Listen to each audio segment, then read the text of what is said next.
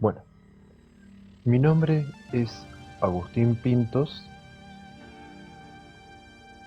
y voy a hablar acerca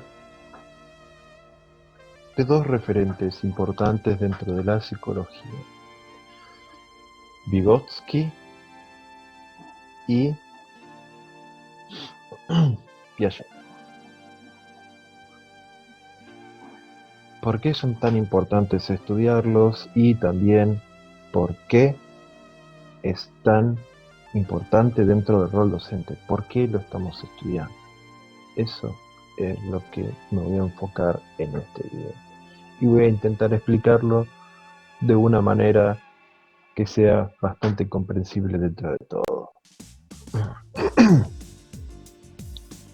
Bueno, vamos a hablar de Vygotsky y su aprendizaje sociocultural.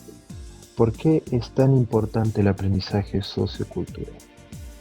Vygotsky dice que nosotros aprendemos a través de la interacción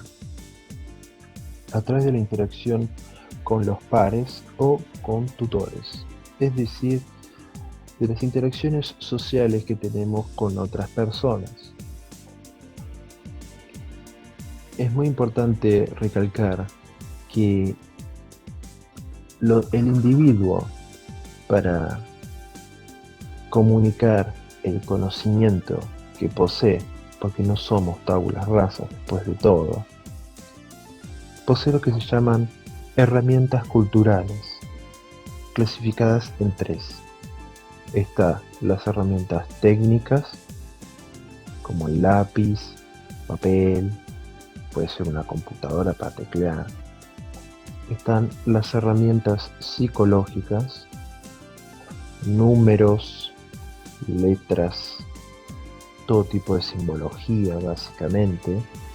Y la herramienta del lenguaje. La herramienta del lenguaje, tal como el habla, se clasifica a su vez en tres: el habla social, el habla egocéntrico y el habla interno.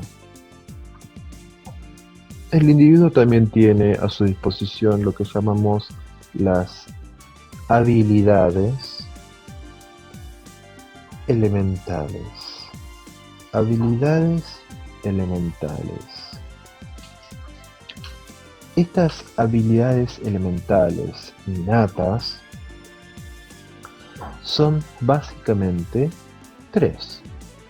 Está la percepción, la atención y la memoria.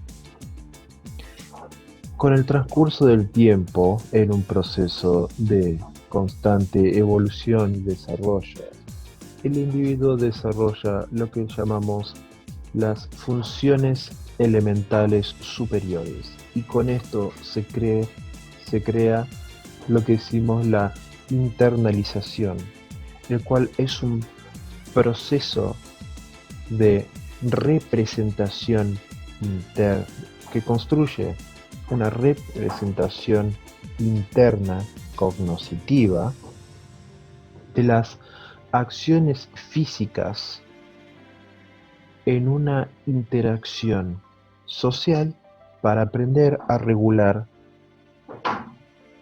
la conducta y el pensamiento. A todo esto, ¿cómo es que la persona interactúa con otros?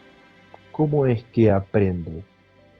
Él ideó lo que llamamos la zona de desarrollo próximo, la cual es el resultado del nivel real de desarrollo y el nivel potencial de desarrollo. ¿Qué queremos decir con todo esto?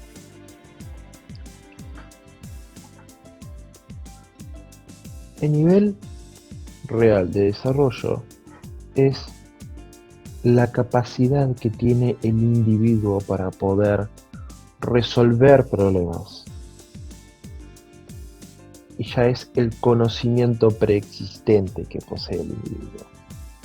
En cambio, el nivel de desarrollo potencial es la habilidad que va a tener, son los problemas que va a poder resolver de manera autónoma, a través, claro, de un medio de ese para llegar a dicho conocimiento, siendo ese medio un tutor. Es por eso que la zona de desarrollo próximo se dice que es el resultado entre esas dos, es el camino. Quiere decir que para poder alcanzar dicho conocimiento necesita un tercero que lo ayude a adquirirlo. Y en esto también se incluye lo que se le dice como andamiaje. Si el individuo es un andamio, entonces el individuo que es tutor es un andamio, entonces el que aprende es una estructura. La teoría, así como se le dice como andamiaje, se dice que el tutor va a ayudar al alumno a resolver ciertos problemas y que a través de la práctica el andamiaje será retirado, es decir, que el profesor se apartará para que el alumno pueda resolver problemas de manera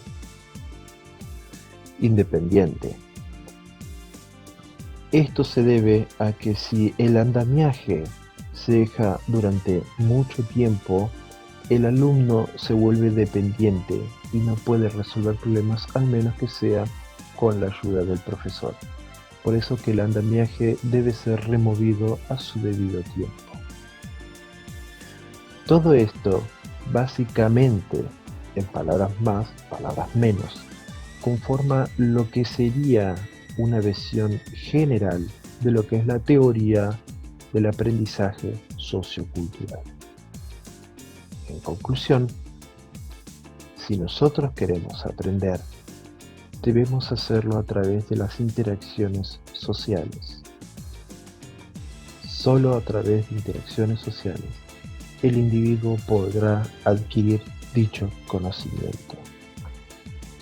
Esto, según palabras de Vygotsky. Bueno, ahora voy a proceder a hablar acerca de Piaget y su teoría de la genética, de la psicología genética. Él estaba interesado en cómo se construía el conocimiento y para ello diseñó esta teoría. ¿Qué trata esta teoría?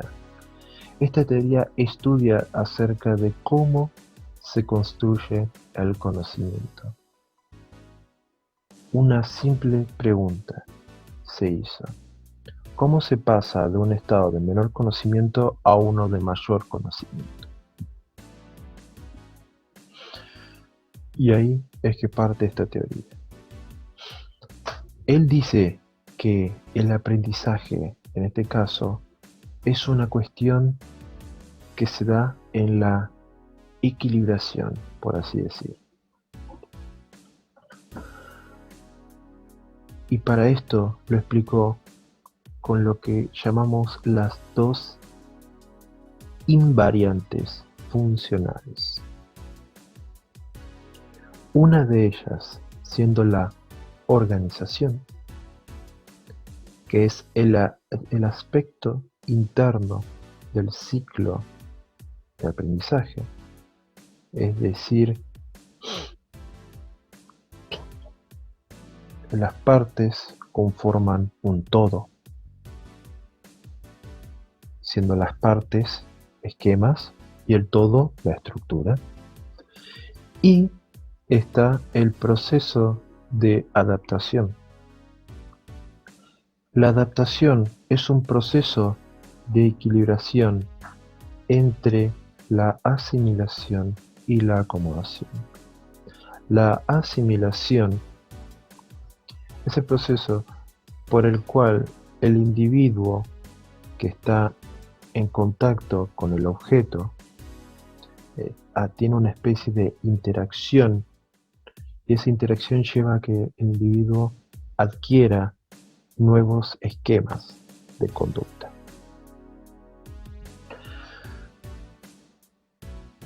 Dichos esquemas le dan un significado a ese objeto. Es decir, que adquiere una nueva clase de experiencia con el objeto. En cambio, la acomodación es la modificación de aquella experiencia preexistente que tiene el sujeto. ¿Qué queremos decir con todo esto? Si uno desea aprender algo, tiene que modificar ese conocimiento previo que tiene, o ese falso conocimiento, para poder adquirir el nuevo.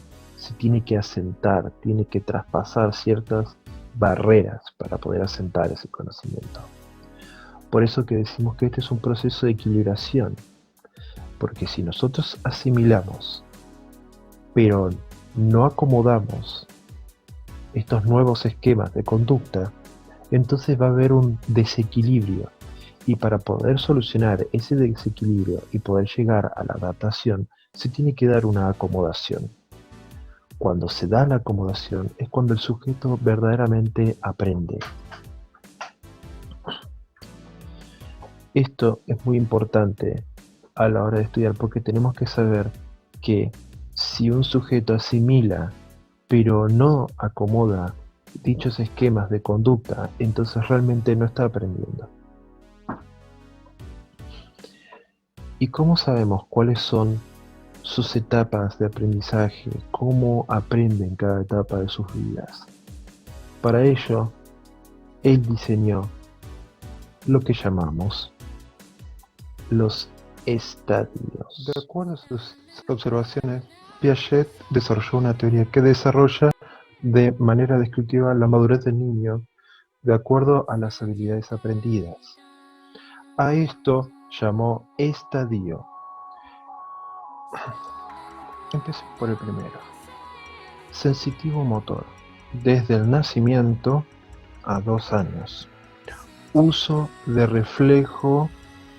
Nacimiento 1 mes. Los reflejos ayudan al aprendizaje junto al estímulo de los sentidos. Reacciones circulares primarias.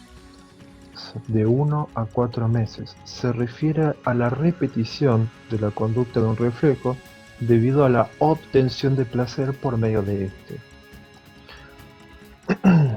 Reacciones circulares secundarias. De 4 a 8 meses. Se refiere a la asociación de causa y efecto de acuerdo a las experiencias del entorno. Coordinación de los esquemas secundarios. De 8 a 12 meses.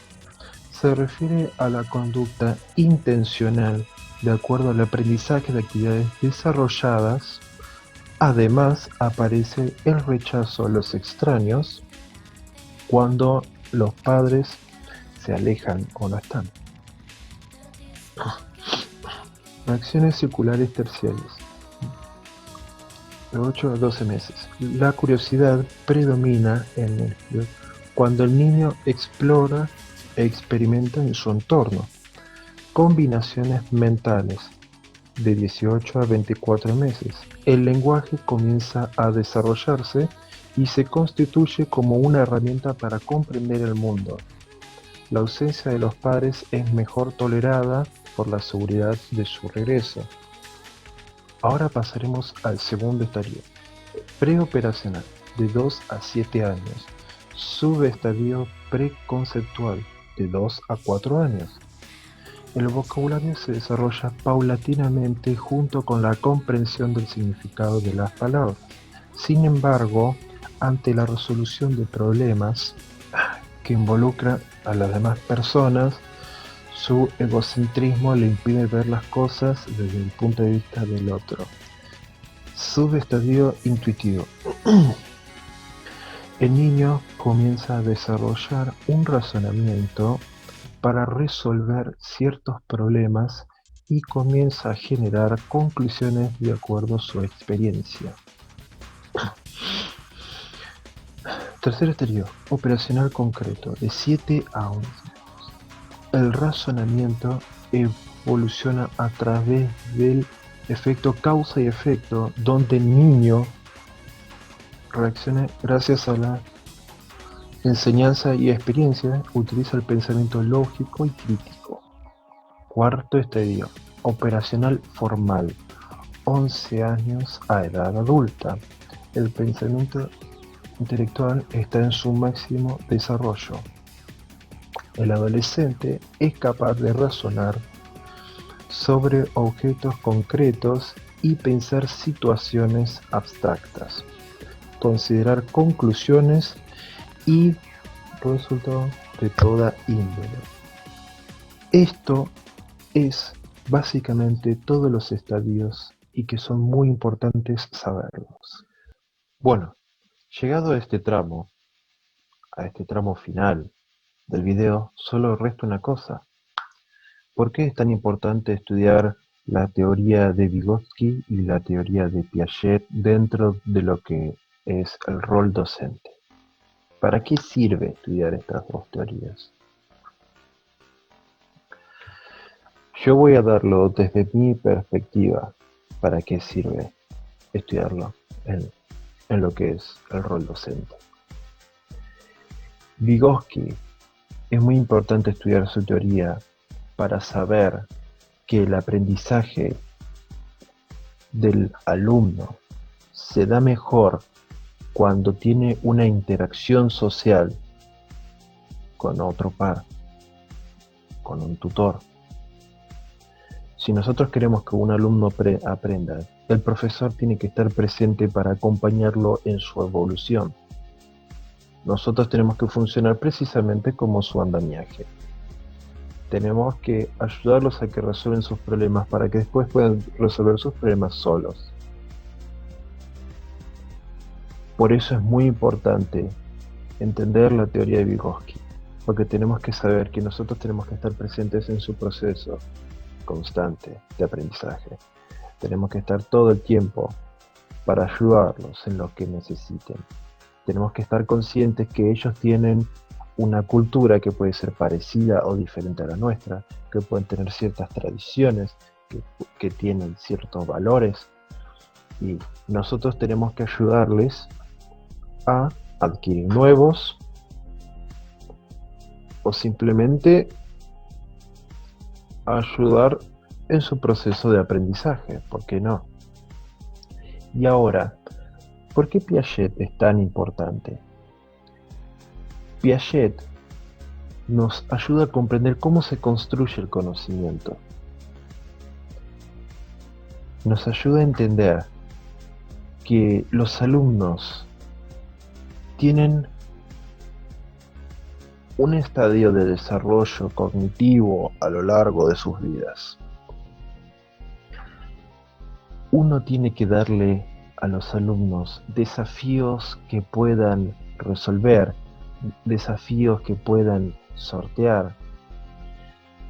No podemos darle tipos de desafíos o hacerles preguntas que correspondan a personas que están pasando por un estadio de operativo, un estadio básicamente formal.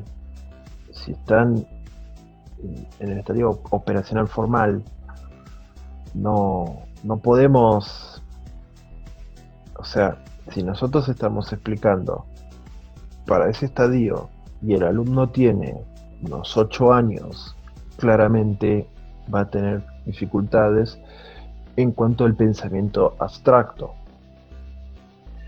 Por eso es importante saber qué tipos de desafíos les podemos dar, cómo ayudarlos. Si el desafío es muy grande, el alumno corre el riesgo de frustrarse y simplemente no entender. Si el desafío es muy simple, por el contrario, el alumno se va a aburrir, no va a representar ninguna dificultad y entonces el desafío no se da. También tenemos que entender que cómo funciona la asimilación, la acomodación para dar el proceso de la adaptación. Tenemos que entender que tenemos que ayudarlos a sortear esos obstáculos que implica su falso conocimiento o su escaso conocimiento para poder adquirir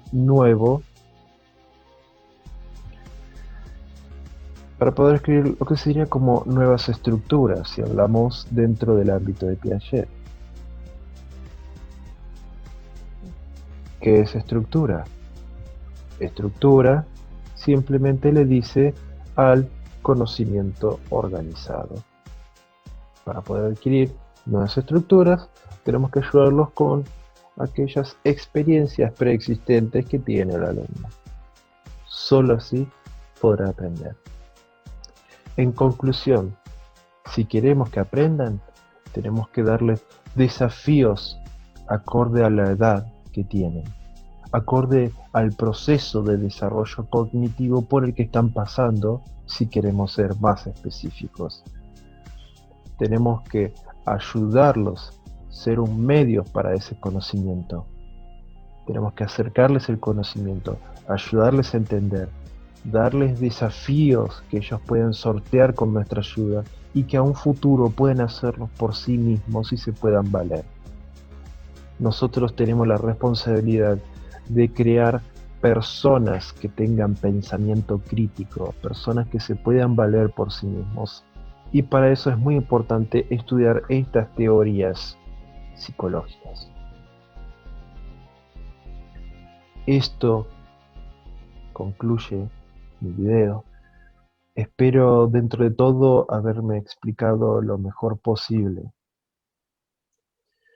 Y más que nada, gracias por escuchar todo este tiempo.